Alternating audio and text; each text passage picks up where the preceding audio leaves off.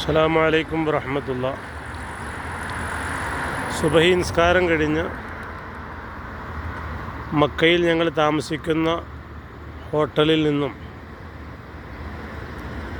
അടുത്ത പള്ളിയിലെ നിസ്കാരം കഴിഞ്ഞ് ഇൻഷാ അല്ലാഹ് പ്രഭാത സവാരിക്ക് വേണ്ടി ഇറങ്ങിയതാണ്.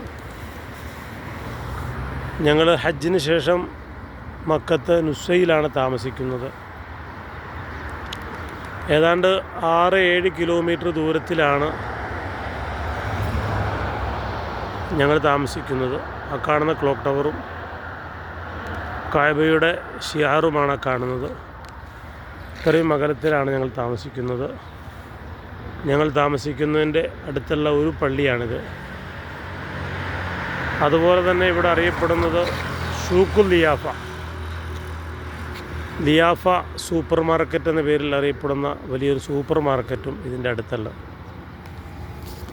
മക്കയിൽ ഹജ്ജ് കഴിഞ്ഞിട്ടുള്ള ഞങ്ങളുടെ താമസ സ്ഥലമാണിത്. അതുപോലെ തന്നെ സൗദി ഭരണകൂടം നമ്മുടെ ഇമാമിങ്ങൾക്ക് വളരെയധികം പവിത്രത കൽപ്പിക്കുന്ന മഹത്വം നൽകുന്ന ഒരു ഭരണകൂടമാണ്.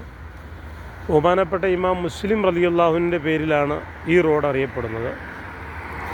അതുപോലെ ഞങ്ങൾ താമസിക്കുന്ന റോഡ് ഇമാം ബുഖാരി തങ്ങൾ റോഡ് എന്ന പേരിലാണ് അറിയപ്പെടുന്നത്. ഇമാം ബുഖാരി.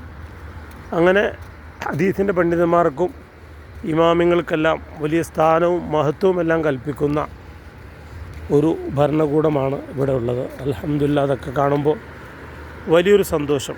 അതുപോലെ തന്നെ പ്രഭാത സവാരിക്ക് വേണ്ടി ആളുകൾക്ക് നടക്കാൻ പ്രത്യേകമായ നടപ്പാതയും ഒക്കെ ഇവിടെയുണ്ട്. ഒരുപാട് അത്ഭുതങ്ങൾ നിറഞ്ഞ, ഒരുപാട് വൈവിധ്യങ്ങളുള്ള നാടാണ് സൗദി അറേബ്യ. സൗദി അറേബ്യയിലെ നുസൈലാണ് ഞങ്ങളുടെ ഹോട്ടലുള്ളത്. ഇപ്പോൾ നമ്മൾ കാണുന്നത് ഒരു ചെറിയ വളർന്നു വരുന്ന ഒരു ഈന്തപ്പന മരമാണ്. ഞാനിങ്ങനെ ആ ഒരു മാളിൻ്റെ സൈഡിലൂടെയാണ് നടന്നു വരുന്നത്. ഓക്കെ, അപ്പോൾ എല്ലാവരും ദുആർക്കുക ഇൻഷാ അല്ലാഹ്. ഹജ്ജ് മബ്രൂറാകുന്നതിന് വേണ്ടി എല്ലാവരും പ്രത്യേകം ആത്മാർത്ഥമായി ദുആ ചെയ്യുക. പിന്നെ മക്കയിലും മദീനയിലുമെല്ലാം നമ്മൾ കാണുന്ന ഒരു അത്ഭുത കാഴ്ചയാണ് പ്രാവ് കൂട്ടമായിട്ട് ഓരോ സ്ഥലങ്ങളിൽ അവകൾ വന്നിരിക്കുകയും അവകൾക്കെല്ലാം ധാരാളമായി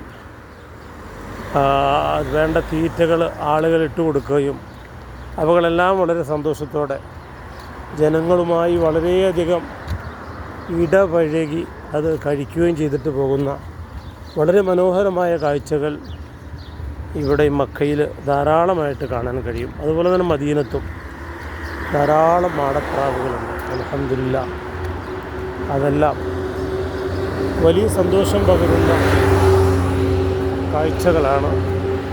അല്ലാഹു റബ്ബുൽ അദീമായ തമ്പുരാൻ പരിശുദ്ധമാകുന്ന ഹറമിൻ്റെ പവിത്രത ഖിയാമത്ത് നാൾ വരെ നിലനിർത്തുമാറാകട്ടെ. ഈ പുണ്യമാകുന്ന ഭൂമിയിൽ എല്ലാവർക്കും എത്തിച്ചേരാനും ഹജ്ജും ഉംറയുമെല്ലാം നിർവഹിക്കുവാനും ഇതിൻ്റെ വൈവിധ്യങ്ങൾ മനസ്സിലാക്കാനും ഉൾക്കൊള്ളാനും എല്ലാം അല്ലാഹു വലിയ സൗഭാഗ്യം നൽകട്ടെ എന്ന് ആത്മാർത്ഥമായി ദുആ ചെയ്യുന്നു. ഇൻഷാ അല്ലാഹ് നിങ്ങൾ ഓരോരുത്തരും പ്രത്യേകം ദുആ ചെയ്യുക. അസ്സലാമു അലൈക്കും വറഹ്മത്തുള്ളാഹി.